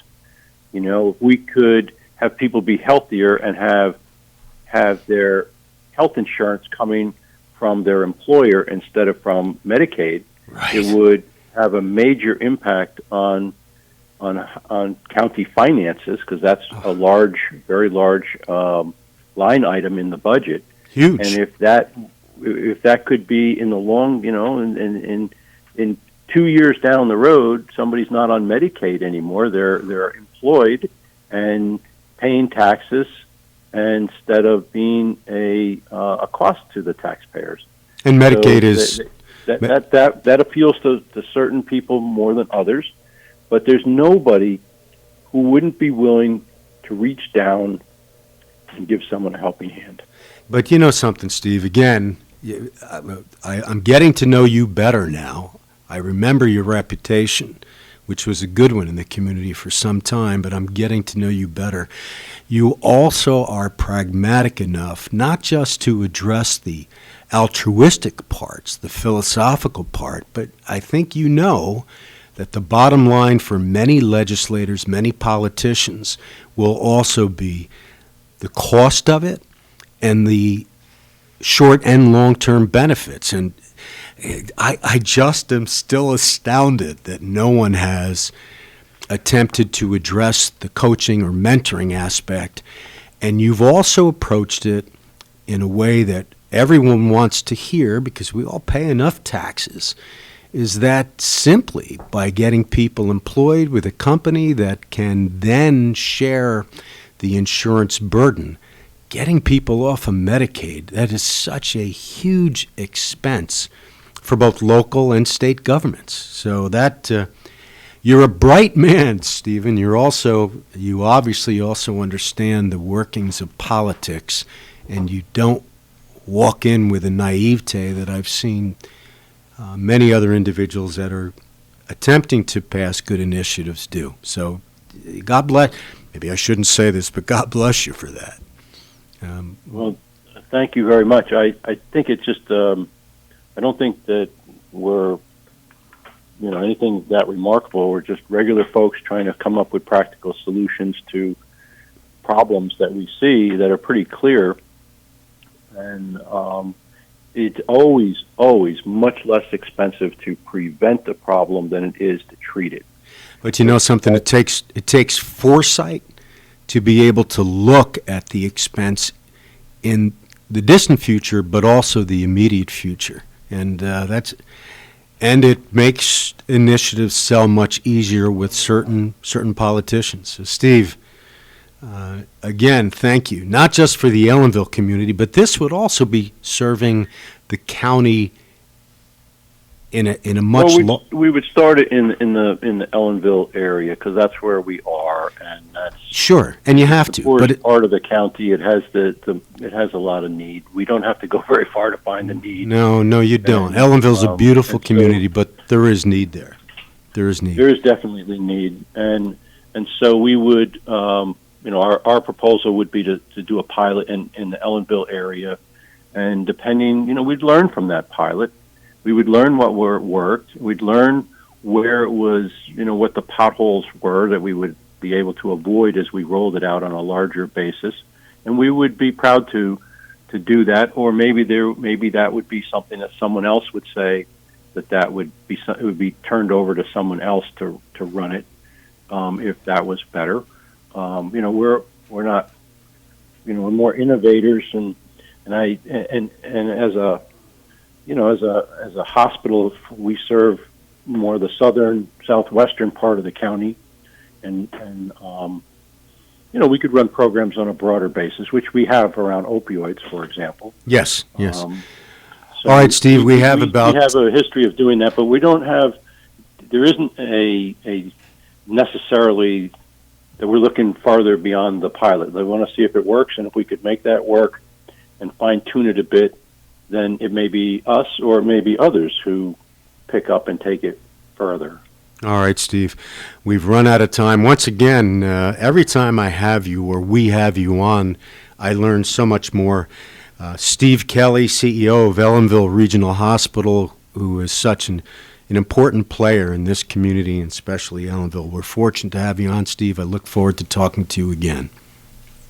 Thank you, Don. And I also want to wish Jeannie Jacobs happy birthday. A great lady. Special lady. Thanks again, Steve. All right. You take care. Okay, so we'll go to breakdown, and then we'll come back with Tom Petro? Absolutely. Okay, sounds good. You're listening to Kingston Community Radio on WGHQ Kingston.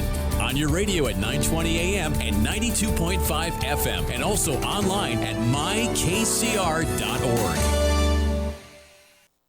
This is the story of Daniel, who was born 2 months early. His lungs weren't ready. His heart wasn't ready. His parents could only hope that one day he would leave the hospital healthy, and they would all live happily ever after. Daniel's is just one of the more than 500,000 stories of babies born prematurely last year. You can help the March of Dimes stop premature birth and bring more babies home healthy. Learn how at marchofdimes.com. Working together for stronger, healthier babies.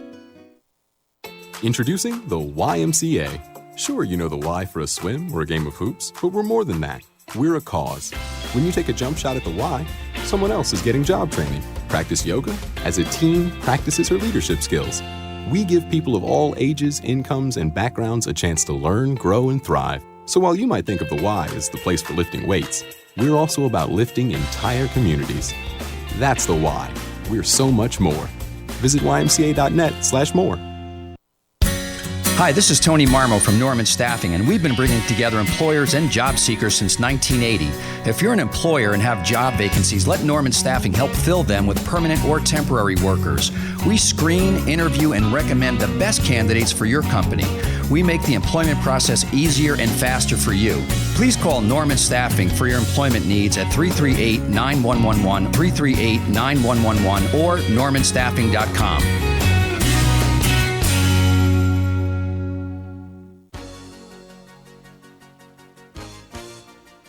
Hi, I'm Ruth Quick from Town of Ulster. I support Kingston Community Radio, and you should too.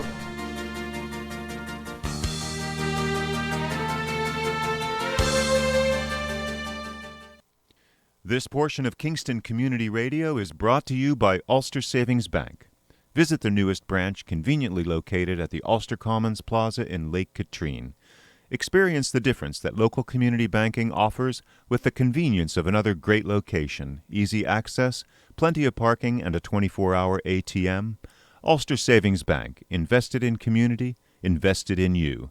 Member FDIC. Yeah, so far. Okay, we're back. You want to interview? I'm sorry. Yeah, thank you, Lawrence. Absolutely. This is Donald Williams, called many other things also, and And we are very fortunate to have Tom Petro, a very successful attorney that was born and raised in this community and worked your way up into the legal profession, very successful office, an individual that I not only did battle with when I was an assistant. When I say battle, I mean in a professional manner, but as an assistant DA and as a prosecutor, but then also had the good fortune of having Tom appear in front of me during my 10 years on the bench as judge.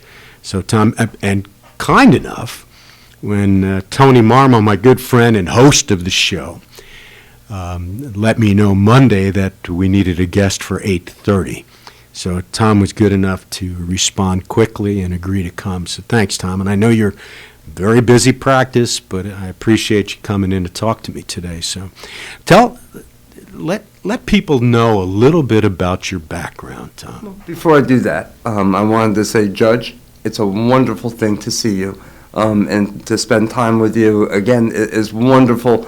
You don't know how much you missed, and how much of an impact that you've made on people's lives for your entire adult life, which has been involved in this community, and which was very decorated.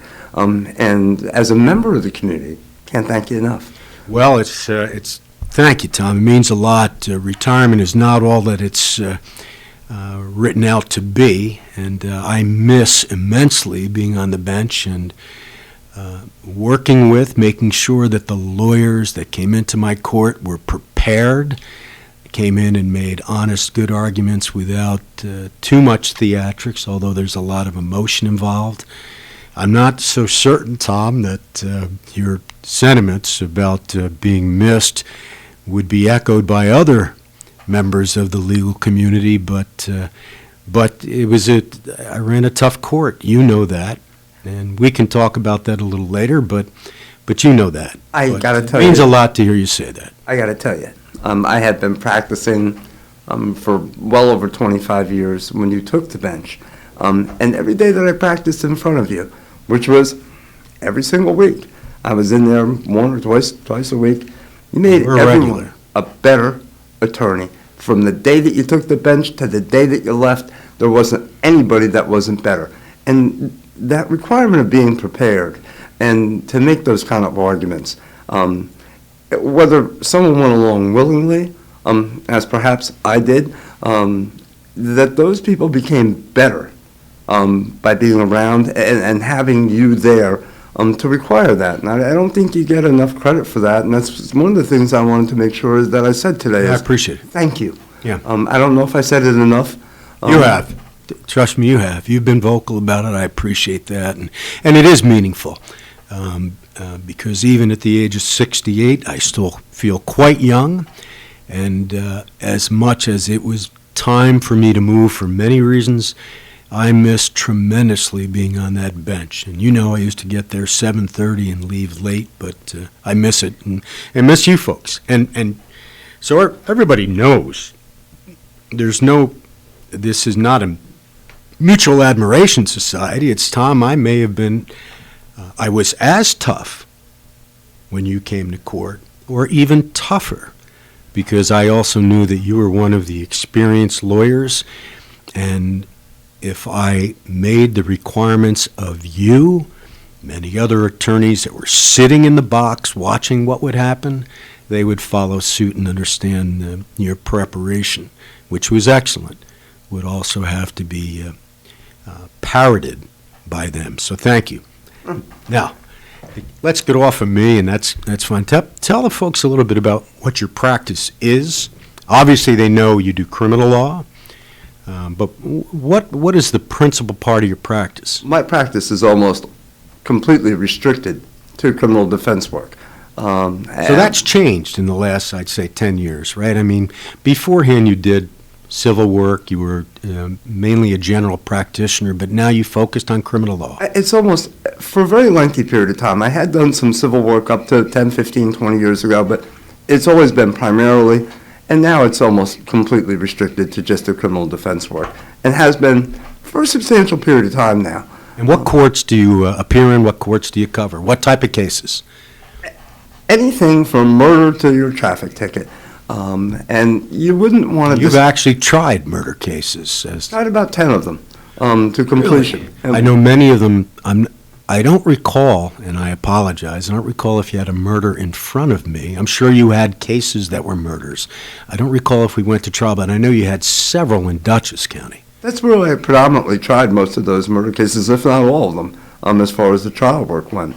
And so that, you can get into the complexities of, I happen to do the one corrupt enterprise case that's been tried outside of New York City, which is the equivalent of a RICO Act, that you, in many instances, you'll equate to a mafia-style trial. That would be the common experience for most people. And they're very involved, very complicated. Typically, they do not happen at the local level. They happen at the federal level. But they are time-consuming, complicated, even though they don't carry the same emotions that the violent crimes do. They are difficult cases to litigate, both as a prosecutor and a defense attorney, also a judge. But you also do a lot of practice, not just in the superior courts, county court, Supreme Court. You also do a lot of practice in the local courts. I would say predominantly that's where I'm at. And I think at times as you go through the criminal justice system, whether you're a prosecutor or a defense attorney, when you begin, you strive to be in county court. Why county court? I know the county, for people that understand, or so people understand, there are city courts in each county and there are town and village courts. They handle all misdemeanors, all violations. A violation is a case like disorderly conduct, harassment that you face up to 15 days in jail. A misdemeanor are crimes such as shoplifting, driving while intoxicated. Other cases, you face a maximum of up to a year in jail. And then anything over that is a felony. If the DA decides to prosecute it as a felony, then indeed it goes to the Superior Court, County Court. Why do you want to appear in County Court? Because that's really... Especially when I was on the bench. That's where the more serious matters are, and that's where the serious practitioners are.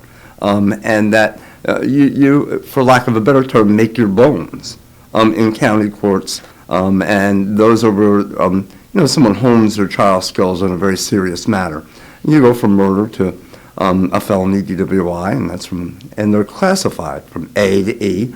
And they're all serious. Anytime you're talking about a felony, you're talking about a serious offense. Because the person is facing, the defendant, number one, is facing the possibility of imprisonment, meaning state prison, having a felony on the record which dramatically impacts their ability to get gainful employment. You are marked as a felon, perhaps for the rest of your lives. There are ways of expunging that, especially now. So I take it at the felony level in county court or Supreme Court down in the city. Up here, Supreme Court judges don't do criminal cases. But that is much more intense. The demands are much greater.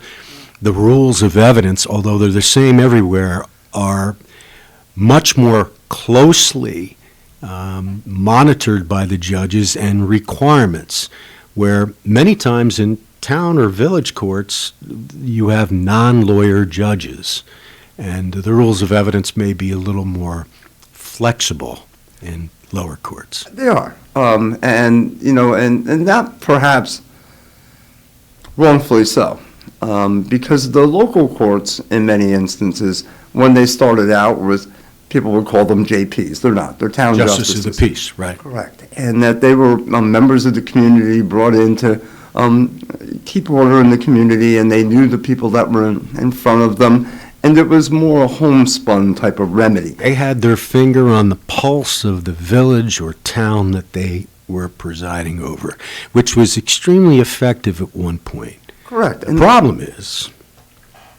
The problem is that as things became more complex and we started to litigate more often, and we had more matters brought behind them, that there were some issues with that. And so it became more that those rules of evidence really have to be enforced, and the quality of our town judges over the 37 or 38 years I practiced has increased dramatically.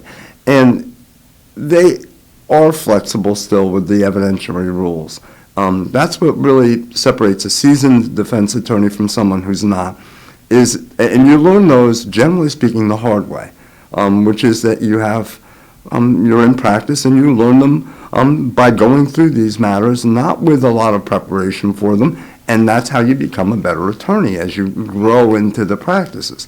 And that the justice courts and city courts, which deal with the people on a much more widespread basis than the many more courts. cases. Correct. The judges in defense of those town judges, they are looking at speeding tickets, every traffic infraction, every potential violation, felonies preliminarily, just the beginning of felonies. Town judges, village judges handle all of those cases.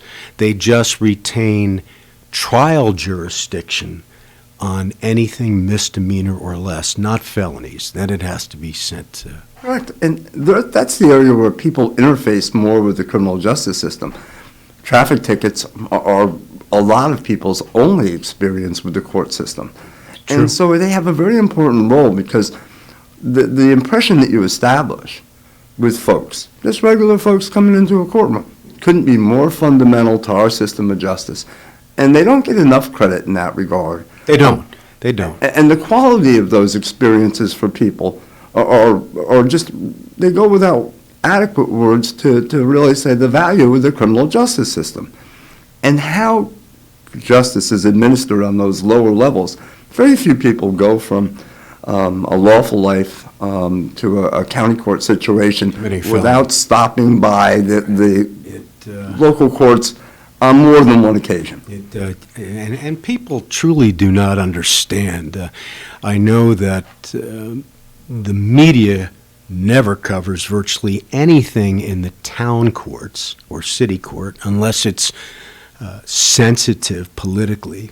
But even at the felony level, I know when I was a DA and ADA, the local papers, the Record, the Freeman covered it intently. Now, there's very little coverage. And as a result, people don't truly understand everything that occurs in those courts. No, and they don't understand that, and some people are, maybe they've had no experience in the criminal justice system. They have a fear, and they have a humbleness, a humility about having to even be there. Right. And that an embarrassment. Correct. And people respond differently as they walk in the door, and that these particular courts have to handle everybody as they come in and treat them equally and part out justice as the situation allows for. And they do a very fine job for the most part in Ulster County. Could there be improvements? There could be improvements in anything. I think, and again, you have greater experience being in the town courts than I do. I spent, as a young assistant, about 1.5 years in city court. But other than that, and a few town of Ulster court, a few town courts, they have so many cases. And it's unfortunate because judges should, from the lowest charge to the highest charge, they should be able to spend a great deal of time to ensure that justice is done. But when you are buried with the number of cases like the town courts do, they simply don't have the ability to do that. And post-COVID, or as we emerge from COVID, has taxed that even more because although they're more than willing to spend the additional time to help out, we have seating restrictions coming in. The ability to bring people in and out of courts isn't what it once was. In fact, it's not even half of that ability. It's probably more like a quarter. And that those judges have been taxed with the COVID backlog and taxed with the problem of trying to get enough people in the courtroom at one time. And they've had to deal with some rather important changes in the law, the Bail Reform Act.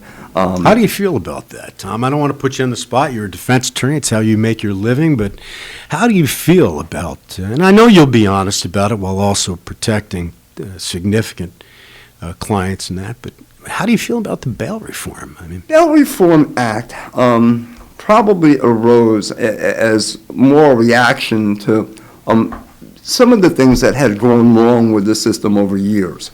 Brutally wrong. I mean, the bail that was being set in many jurisdictions was simply not fair. It was not. For individuals that had no money and committed a violation or a misdemeanor, a non-violent crime, if you set bail at even $500 or $1,000, they were incapable of making it. And as a result, people would remain in jail while the presumption of innocence applied simply because they couldn't come up with $1,000. So that's a problem. However, you don't throw out the baby with the bathwater. That's the problem. The pendulum swung from one side to the other so quickly, and it was so overwhelmingly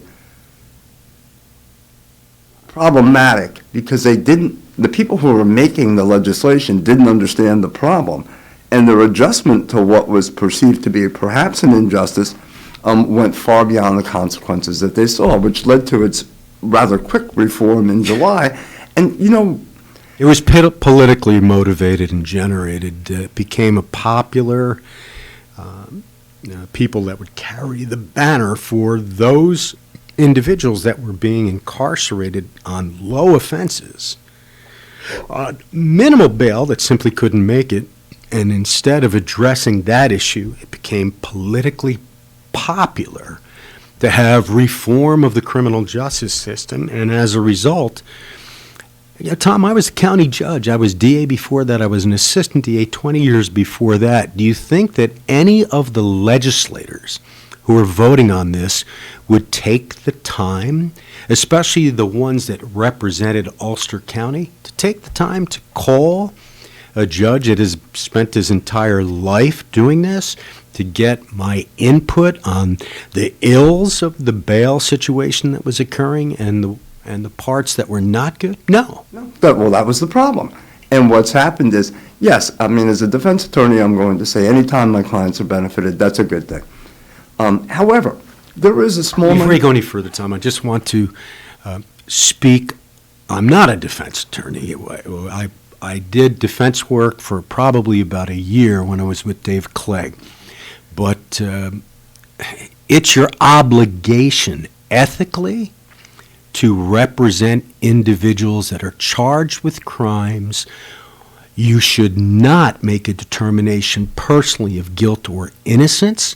That's up to a jury, not the individual lawyers. And even if it may be personally distasteful to you, you have an ethical obligation when you take the oath of being an attorney that you must put that aside and you must represent those clients' interests to the best of your ability. It's something I couldn't do, Tom. It is something that is so ingrained in you that you go in, you step in, and you do your work, and you never give up on that. You go in full force with the same passion that you started with 37 years ago, that you have that moment, and you want our standard of care is zealously representing the defendant. The prosecutor has a different level of care that he has to approach the situation with. So things that benefit our clients are obviously always good for us in that sense. But there were some cases that I found myself, with the Bail Reform Act, it became a quandary, particularly in the situation between when it was enacted and when it was reformed. And that dealt with clients or individuals who are addicted to opiates, heroin in particular. And those people inevitably end up in the criminal justice system. So when they are at the felony level only after repeat offenses, or individuals that were dealing with such quantities of drugs that they were not simply addicts, but they were indications they were allegedly selling. Almost every heroin addict, in one form or another, given the definition of that in the law, transfers the substances amongst people who are likewise addicted. Yeah. And what you mean by that is a sale, as defined by law, is the giving of a substance to another person, and there doesn't have to be a monetary benefit. It's simply the giving. That's a sale. But candidly, I think you have to admit, at the felony level, rarely are people prosecuted for simply giving. there is typically some other background motivation. Well, typically they've been in the system for some time period before they hit the county court. They've had opportunities that may not have been utilized correctly, and they didn't just get there just rolling up the truck with the beginning of a problem. They've had the problem, they haven't done anything about it, and addicts won't. Their primary function in life, once addicted, is to get that drug and use it again. It becomes interwoven in the fabric of their very existence. It is their which existence. Sadly it is. They lose their humanness. What is it that, and I have some personal opinions as a result of being on the bench, more so than being district attorney or an ADA, but being on the bench. What is it, and it's complicated, that changes for that individual where they truly want to be rehabilitated, that they truly want to get off of the drug? Well, here's the problem with the Bail Reform Act. It's the same answer. And that is, we have these people who are committing clusters of offenses being charged. Now, as a defense attorney, I want them out, and that's my job, and I have to make that argument. As a practical aside... Because they want out. Well, they absolutely do, and normally you're not. When you're talking about somebody's arrested for serious opiate offense, many times they are incarcerated because they're a risk of fleeing the jurisdiction, and that is the purpose of bail. Right. So the higher the crime, the better chance in the past of bail being placed. Now, and I think I know where you're going with this, and it apparently is going to agree with how I feel. Well, here's what happens. And we're not just talking about the offense itself of possessing the substance, it's the offenses that take place to get the money, to get the substance. Absolutely. Burglaries, robberies, other serious matters that the system would react to. That doesn't just impact the individual, but impacts the community. Right. Everybody loses in that sense with addiction. And what would happen is, between the Bail Reform Act, someone would have one of these offenses, whether they were a drug offense or something that was connected to their drug use, and they would get cut loose. And their loved ones who are really begging and looking for them for help, and they're the ones that are retaining you. And this is a distinction the public should know is, Mom and Dad come in to retain me to represent somebody who is a drug addict and has criminal activities, whether or not Mom or Dad bring in the retainer. By the retainer, that's the initial expense for you to agree to represent them. Right. And that my concern is only for the accused. It has nothing to do with their concerns, and the only duty I have is to the person who's charged. Now I have a situation where I have someone who's out there. They may have 1 or 2 arrests now going, which typically may not have gotten the system to come down on them initially before bail reform. Meaning that the consequences of their initial charges are not taken as seriously until they're repeat offenders. Correct. And with the Bail Reform Act, they were just getting cut loose. Now, so in the past, what might happen, and again, every case is individual, and we're only talking about the more serious offenses that people would be incarcerated while their charges were being litigated. But if those people, today, they are all out. They're all out. A judge has limited or no discretion on drug offenses, especially, even on burglaries of dwellings, which is no longer considered a violent crime. Judges can't even set bail.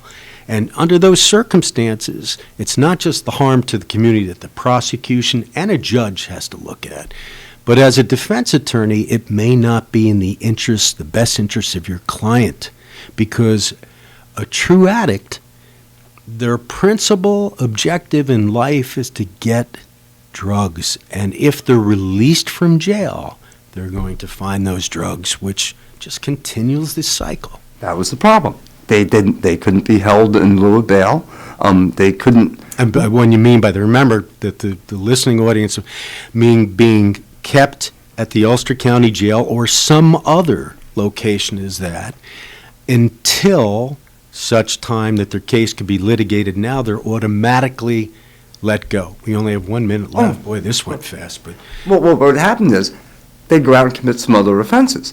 Now I have 5 or 6 to defend at one time as opposed to 1, and we still haven't gotten them the help. By the time they got there, Now I have a prosecutor who's looking back at me and saying, this is 5 times.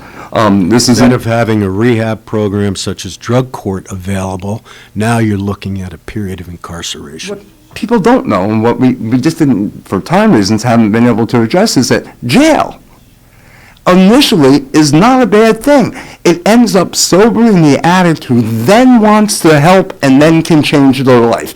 And they're not coming voluntarily for the great number, or for almost every one of them. Tom, I have to wrap it up. Boy, the time flew by. I want to thank you again for coming in with little notice. We didn't get to address any of the things I wanted to address, so hopefully we can get you back again in the future. Love to come. Thanks, Tom. Sounds good. All right, guys. Thank you very much, and we'll be back tomorrow. Thanks. Have a good day, everyone.